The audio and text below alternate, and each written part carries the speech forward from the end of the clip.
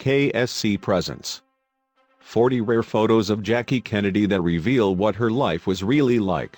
As First Lady of the United States, Jacqueline Lee Kennedy Onassis, born Bouvier, was a tour de force of style, grace and sophistication. Like her husband John F. Kennedy, she brought a sense of youth to the White House, and would become one of the most popular faces of the 20th century. Now, these 40 rare photographs offer a tantalizing glimpse into what life was really like for one of America's most influential first ladies. Jackie Kennedy was only 6 years old at the time of this photo, but it was an early sign of her lifelong fondness for animals. Indeed, the future First Lady had several pooch pals over the course of her 64 years. She hailed from an affluent background, born to Wall Street stockbroker John Verney Blackjack Bouvier III and socialite Janet Norton Lee. Indeed, she enjoyed many privileges in her early life, including ballet and French lessons. Jackie Kennedy first rode a horse at barely a year old, courtesy of her mother. And by 11, she had become a successful equestrienne, competing in a number of national championships and scoring a double victory in one. Miss Bouvier achieved a rare distinction, a 1940 New York Times story read. The occasions are few when a young rider wins both horsemanship contests in the same show. Horse riding remained a lifelong passion for Kennedy, but it was in childhood where she flourished.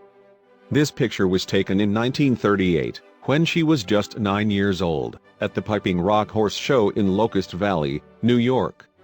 A year later, her parents would divorce, marking the beginning of a tough time in the future First Lady's life. In 1951, Kennedy spent the summer traveling around Europe with her sister, Caroline Lee Bouvier. The siblings would later co-author Jackie's only autobiography, One Special Summer, which detailed their adventures. And this photo was snapped at the end of that summer, when the women arrived in the U.S. John F. Kennedy proposed to Jacqueline Bouvier in November 1952, but it wasn't until the following summer that their engagement was officially announced.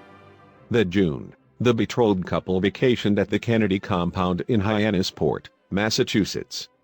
And it would become a frequent hub for the pair, with the future president using it as a base for his 1960 campaign.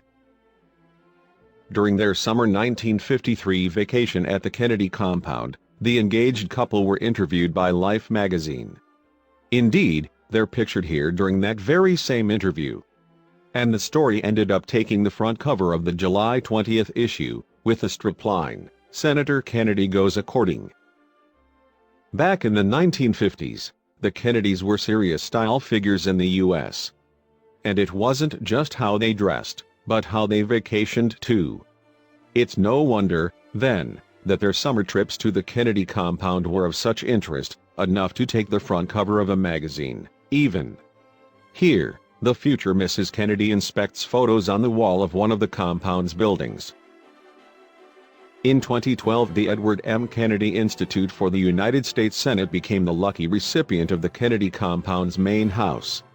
By then, it had seen years of history. Indeed, not only had John F. Kennedy organized his 1960 presidential campaign from there, but his son Ted lived there until 2009. And, of course, it held many happy memories for Jackie, as pictured here. Even after the presidency swept into the lives of the Kennedys, they still managed to enjoy simple pleasures like sailing. And their summer trip to the Kennedy compound in 1953, just before they married, produced plenty of iconic photographs, including this one. Indeed, the pair look absolutely content. Just over 3 months after announcing their engagement, John and Jacqueline married at a Rhode Island church.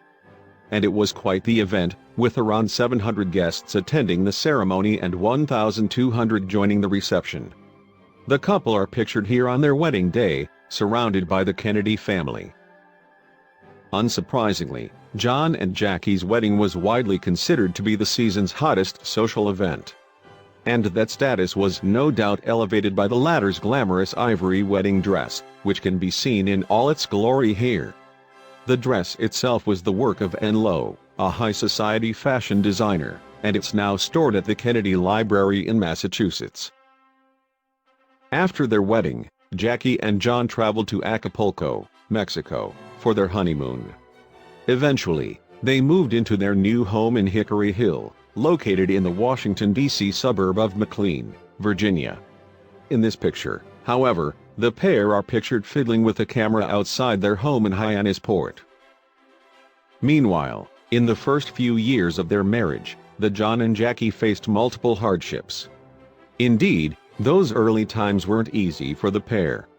John, for instance, was blighted by Addison's disease, a condition affecting the adrenal glands. And he was also troubled by back pain stemming from an injury received while in service. In 1954, John even underwent spinal surgery that nearly proved fatal. In fact, John's operation in 1954 wasn't his first. Over the course of his life, he underwent 4 different procedures to alleviate his back problems, including a particularly risky one in 1944. But it was the 1954 operation that took the biggest toll on the future president. Indeed, complications from a resulting urinary tract infection were so serious that John was even read his last rites. In 1957, Jackie gave birth to a daughter, Caroline. But it wasn't the first time the couple had tried for a baby. Indeed, 2 years earlier, the future First Lady had suffered a miscarriage. Meanwhile, in 1956 her daughter Arabella arrived tragically stillborn. Caroline, however, was happy and healthy, and the pair posed with her on the cover of Life magazine in 1958. On November 8, 1960, John secured the presidency with a slender victory over Richard Nixon.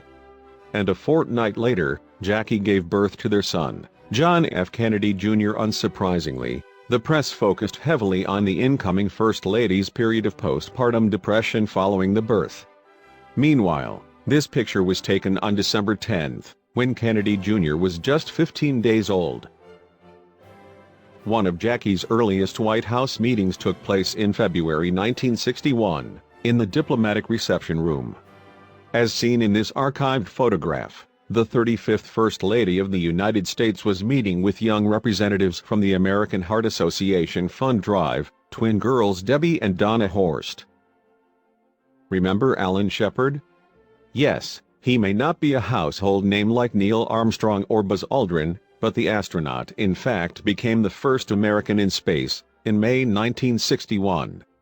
And yet, he wasn't the first human to make it. That accolade went to Russian Yuri Gagarin a month earlier, in the Soviets' first space race victory. Still, the Kennedys watched Shepard on his mission all the same. In 1961, the newly elected President Kennedy headed for his first official visit to Europe. His wife joined him, of course, but also added an extra stop on her trip, a tour of the Greek islands. Here, she can be seen boarding a flight to Athens at a London airport, alongside her sister, Lee Radziwill. During the First Lady's solo trip to Greece, Kennedy apparently ordered her to be kept away from multimillionaire Aristotle Onassis. That's according to Secret Service agent Clint Hill, who claimed as much in a book published in 2016. The president was apparently worried about Onassis' womanizing ways, but the pair were kept apart on that particular trip. In 1928, American art collector Charles Lozer died, and left an original Paul Cézanne painting to Calvin Coolidge, then President of the United States. And House on the Marne still hung in the White House when Jackie arrived 33 years later.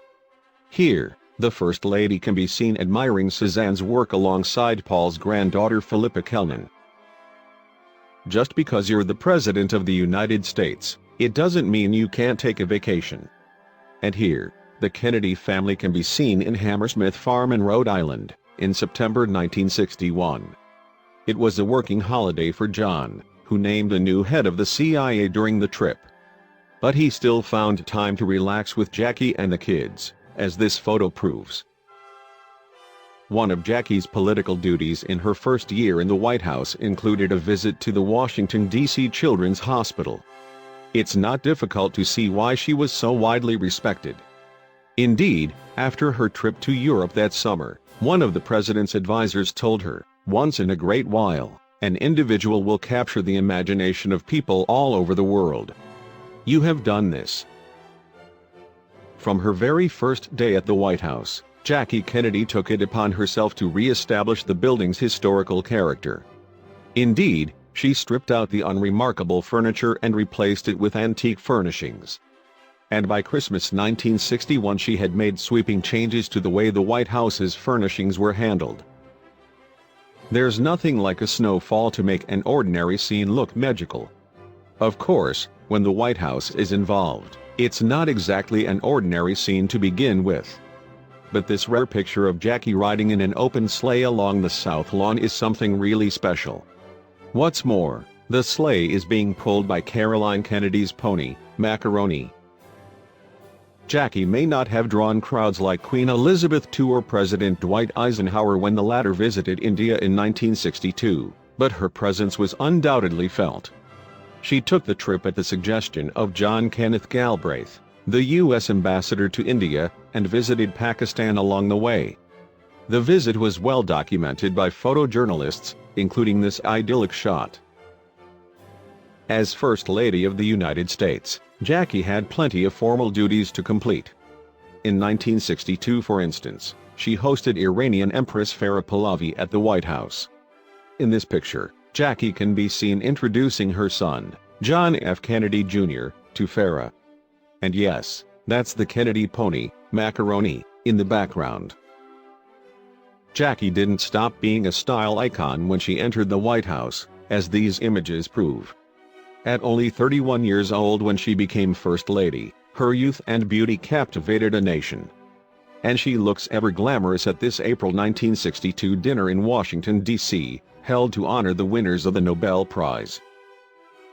In this stunning color photograph taken in September 1962, the President and First Lady of the United States watch on as sailing yachts race for the America's Cup. That year was a notable one for the competition, marking the first time the challengers had not come from Canada or Britain. Meanwhile, the Australian syndicate ultimately lost, but it ran a close race. The First Lady was happy to introduce her kids to horse riding, as her mom Jeannette Bouvier had done with her. Indeed, equestrianism was one of the former's lifelong interests, so it made sense that she continue to ride into adulthood. Straddling a horse with her in this November 1962 photo is John Jr., while her daughter Caroline rides on her own. John F. Kennedy's final Christmas in 1962 looked like a merry one, if this picture is anything to go by. Indeed, he and Jackie were surrounded by their family, including Jackie's sister Lee Radziwill and her husband and children. And it all took place in a White House that the First Lady had spent months restoring. Jackie's sister Caroline went by her middle name, Lee, practically from birth. And by 1959 she had entered into her second marriage, this time to Prince Stanislaw Albrecht Radziwill, a Polish aristocrat.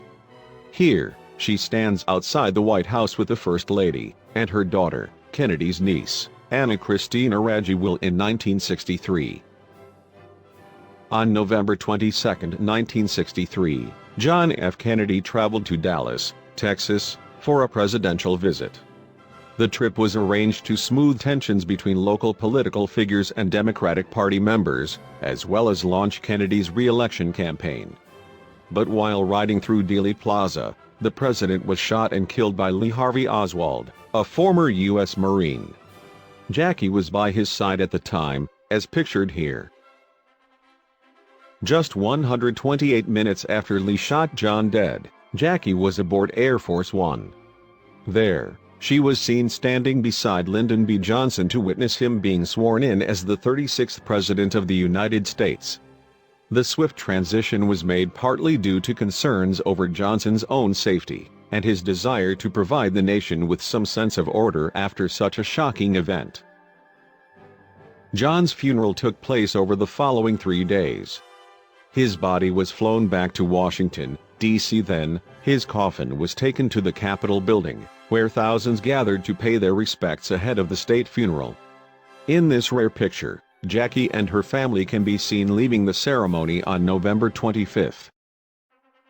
Meanwhile, in the years following her husband John's death, life for Jackie had to go on.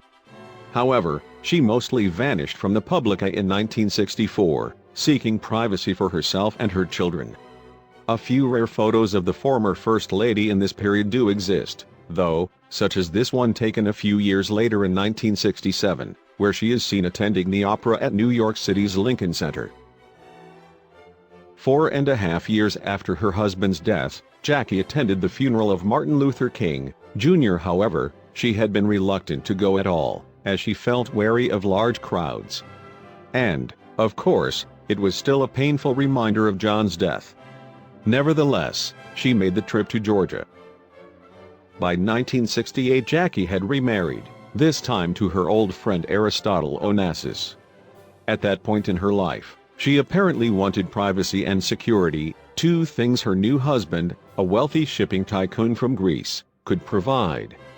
And while the marriage brought controversy upon Jackie, she wasn't afraid to be seen in public with him. This photo, for instance, was taken outside a nightclub in Athens around her 40th birthday. Jackie's passion for horse riding continued as she went into her 40s, as this 1970 photo indicates.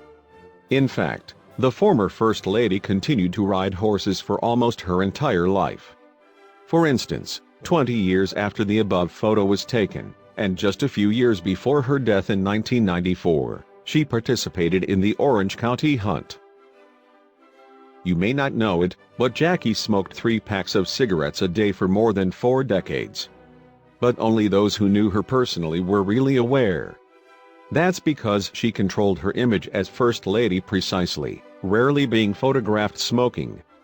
But this picture was taken in 1970, long after she had left the White House.